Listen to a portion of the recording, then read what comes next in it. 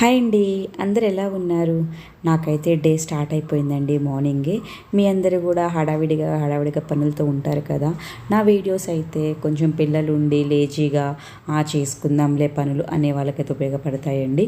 కొంచెం త్వరగా ఈ విధంగా చేసుకోవచ్చు. మనం ఎంత లేట్గా లేచినా సరే మనం వంటగదిలో ఉండే ఆ 10 నిమిషాలు ఏ విధంగా అడ్జస్ట్ చేసుకోవచ్చు అన్నదైతే నేను మీతో షేర్ చేసుకుంటాను. ఇంకా నా ఛానల్ని ఎవరైనా సబ్స్క్రైబ్ చేసుకోకపోతే సబ్స్క్రైబ్ చేసుకోండి. సో ఈరోజు వీడియో వచ్చేసి నా డే అయితే స్టార్ట్ అయిందండి. పాప స్కూల్కి వెళ్ళిపోయింది. సో తర్వాత అయితే నేను యాజ్ యూజువల్గా గ్రీన్ టీ అయితే ప్రిపేర్ చేస్తున్నాను. ఇది చాలా హెల్త్కి మంచిదండి. సో ఇది ఎలా ప్రిపేర్ చేస్తానన్నది అయితే మీతో షేర్ చేసుకుంటాను. నేనైతే కొద్దిగా అల్లం అయితే ఫస్ట్ ఇవ్వండి ఈ విధంగా స్మాష్ చేసి వేసుకుంటాను. తర్వాత జీలకర్ర ఈ రెండింటిని వాటర్లో బాగా బాయిల్ అవనిస్తానండి. సో అవి ఆ పని అవ్వేలోపు నేను ఈ లోపు అయితే ఆల్రెడీ క్లీన్ చేసినవి గిన్నెలన్నీ ఉంటాయి కదా. సో నైట్వి అవన్నీ కూడా నేను సదిరేసుకుంటున్నాను. ఎందుకంటే ఇటు సైడ్ కూడా మనకి ఫ్రీగా ఉంటే నేను ఏమైనా కటింగ్ చేసుకోవడానికి కానీ దేనికైనా ఉపయోగపడుతుంది కదా. ఇప్పుడు ఎలాగో మనకి కొద్దిగా టైం ఉంది కదా, అవి అన్నీ అయ్యేలోపు ఈ పని అయితే నేను కంప్లీట్ చేసేస్తానండి. ఇలా ఏదో ఒకటి జరుగుతూనే ఉంటుంది. ఆ పొయ్యిల మీద ఏమైనా పెట్టానంటే అది అవుతున్న లోపు నాకు కొంచెం టైంలో మిగతా వర్క్స్ చేసుకుంటూ ఉంటాను. సో పాప వెళ్ళిపోయిన తర్వాత నుంచి అయితే నాకు మళ్ళీ లంచ్ బాక్స్కి ప్రిపరేషన్ స్టార్ట్ అవుతుందండి. ఈరోజైతే పాలు కొంచెం లేట్గా తీసుకొచ్చానమాట, అందుకని ఇప్పుడు కాస్తున్నాను. ఇంకా నా కొడుకైతే లేవలేదు, వాడికి లేచిన తర్వాత అయితే పాలు ఇవ్వాలి. సో అందుకని చెప్పి కాచేసి ముందే అలాగా చల్లారబెట్టి ఉంచుతానమాట. మేమైతే గ్రీన్ టీ మాత్రం కంపల్సరీ తాగుతాము. గ్రీన్ టీ మాత్రం చాలా మంచిదండి. నేను పెళ్ళికి ముందు వరకు కూడా ఎంటీ స్టమక్ మీద లేచిన వెంటనే టీ తాగేసేదాన్ని. సో అలా తాగకూడదని నాకు కూడా తర్వాత అర్థమైంది.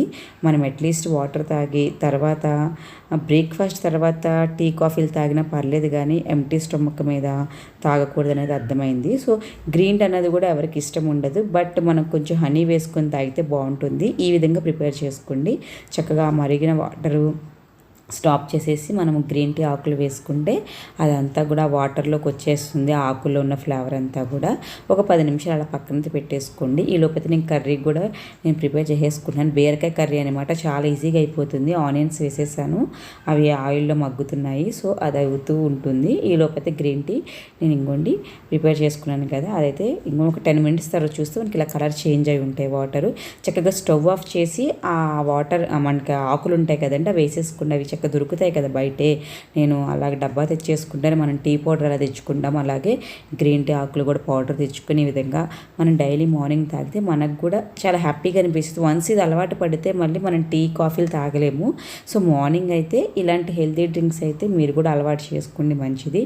నేను కూడా చాలా అలా అలవాటు చేసుకోకుండా ఉండేదాని అనమాట. తర్వాత నేను కూడా చాలా చేంజ్ అయ్యాను. ఎందుకంటే ఇప్పుడు ప్రజెంట్ ఉన్న జనరేషన్లో మన హెల్త్ మనం ఎంత మంచిగా చూసుకుంటే మన మీద డిపెండ్ అయిన మన పిల్లల్ని కానీ మనం చూసుకోవాలి, అలాగే హస్బెండ్ని చూసుకోవాలి.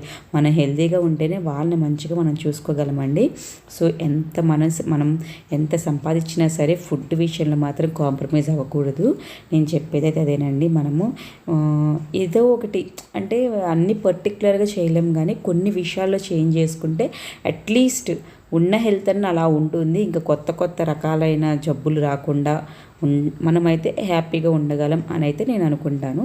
సో అందుకని చెప్పి అయితే మీ అందరికీ కూడా చెప్తున్నాను. సో అందుకని ఈరోజు గ్రీన్ టీ రెసిపీ కూడా చెప్పాను. ఈలోపు నాకు కర్రీ కూడా అయిపోతుందండి.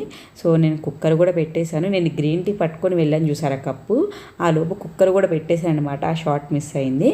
సో ఆ కుక్కర్ అయిపోయింది. నేను టీ తాగొచ్చేసాను. నెక్స్ట్ వచ్చేసి అదే స్టవ్ మీద ఇదిగోండి ఇడ్లీకి అయితే నేను పాత్ర పెట్టేసుకున్నాను. వాటర్ పోసి ముందు ఆ పాత్ర పెట్టేస్తానండి, తర్వాత ఇడ్లీ రేకులు పెట్టేస్తాను. మనకు త్వరగా అవుతుందనమాట. ఆ నీళ్లు వేడవుతూ ఉంటాయి కదా, ఈ లోపు ఆ టైం అన్నది కూడా సరిపోతుంది. సో తర్వాత ఇడ్లీ రేకులు అయితే పెట్టేస్తాను. ఇవన్నీ కూడా తర్వాత మనకి అందరికీ కూడా పిల్లలు పుట్టినాకైతే ఇంకా ఫాస్ట్గా అన్నది చేయడం అలవాటు అవుతుందండి. ఫస్ట్లో ఎంత మనం లేజీగా చేసినా మనకి పెళ్ళైన తర్వాత వెంటనే ఇవి అలవాటు అవ్వవు. సో తర్వాత మెల్లగా మనం డే బై డే ఒక్కొక్కటి నేర్చుకుంటూ వెళ్తే మనం కూడా కుకింగ్లో ఎక్స్పర్ట్స్ అయిపోతాము. అలాగే పనులు చేయడంలో కూడా మనమేనా ఇంత త్వరగా చేసుకుంటాం అనిపిస్తుంది అనమాట. కాకపోతే ఒక్కటేనండి, మనం ఎప్పుడు కూడా ఇంట్లో ఫుడ్ తినాలి అని ఎవరైతే అనుకుంటారో వాళ్ళు మాత్రమే ఈ విధంగా చకచకా చేసుకోగలరండి. రోజు మనం లేజీగా బయట ఏమైనా తిందాంలే, ఈరోజు ఎందుకులే, ఈరోజు చెయ్యంలే అనుకుంటే కనుక మనకి ఇంకా మైండ్ ఎలా ఉంటుందంటే ఎంతసేపు బయట వాటి మీద కాన్సన్ట్రేషన్ ఉంటుంది, కానీ మనం చేసుకొని తినాలి, ఏమైనా నేర్చుకోవాలి అన్న ఇదైతే పోతుంది. అదైతే గుర్తుపెట్టుకోండి. సో మేము ఎప్పుడూ ఇంట్లో ఫుడ్ తింటాం కాబట్టి ఎప్పుడో రేర్గా అయితే బయటకు వెళ్తాము. మ్యాక్సిమం ఇంట్లో ఫుడ్డే ప్రిఫర్ చేస్తామన్నమాట. సో నాకైతే పాప పుట్టిన తర్వాత అలాగే బాబు పుట్టినాక కూడా పనులు కూడా చాలా అలవాటు అయిందండి ఫాస్ట్గా చేయడం అన్నది. సో నేనైతే కంపల్సరీ ఇంట్లో ఫుడ్డే పెడతాను, పిల్లలకైనా మాకైనా. ఏదో మంత్లీ వన్స్ అయితే వెళ్తాము, ఇంకా అది తప్పదు. ఇక మనం మరీ ఇంట్లోనే ఉండలేం కదా, బోర్ కొట్టిద్ది. ఆ టైంలో అయితే బయటకు వెళ్దాం తప్పని పరిస్థితులు అయితే ఇక బయట తింటామని కూడా. సో అది వేరే విషయం అనుకోండి. సో నాకైతే కుకింగ్ కూడా అయిపోయిందనమాట. ఇడ్లీ వేసేసాను. సో ఈ లోపు అయితే లంచ్ బాక్స్ అయితే ప్యాక్ చేసేస్తున్నాను. ఇప్పుడు రైస్ పెట్టేసి ఒక దాంట్లో కర్రీ అండ్ పచ్చడి, పెరుగు ఇవన్నీ కంపల్సరీ యాడ్ చేస్తానండి. ఏ వేసినా సరే మీకు చెప్తాను కదా, కొలీగ్స్ కూడా షేర్ చేసుకుంటారని అన్నీ పెడతాను. సో ఎక్కడున్నా సరే మనము నలుగురితో మంచిగా ఉండాలి, నలుగురితో కలిసి తినాలి, వాళ్ళు మనం షేర్ చేసుకోవాలి, మనం వాళ్ళతో మంచిగా మాట్లాడితే మనకు కూడా అది హ్యాపీగా అనిపిస్తుంది అండి. సో ఆ టైం ఎప్పుడు దొరికిద్ది ఆఫీస్కి వెళ్ళే వాళ్ళకంటే లంచ్ బ్రేక్లోనే. సో ఆ లంచ్ బ్రేక్లో చక్కగా మనం పెట్టిన ఫుడ్ వాళ్ళు తింటూ మాట్లాడుకుంటూ తినడం అది వేరే అండి సాటిస్ఫాక్షన్ అనేది.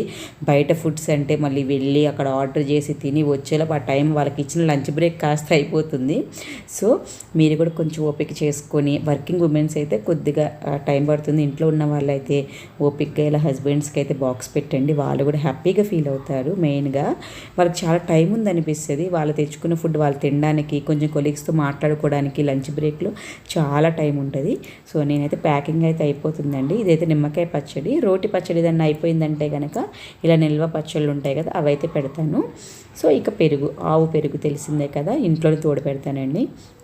సో అలాగే మనకి సమ్మర్ వచ్చేసింది, ఇక ఫ్రూట్స్ మీద కాన్సన్ట్రేట్ చేయాల్సింది ఎక్కడున్నా సరే.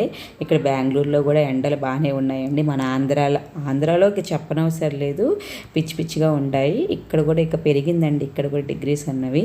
సో ఇక మేము కూడా ఇక ఫ్రూట్స్ అయితే ఎక్కువ ప్రిఫర్ చేస్తున్నాం, పిల్లలు అయినా సరే మేమైనా సరే.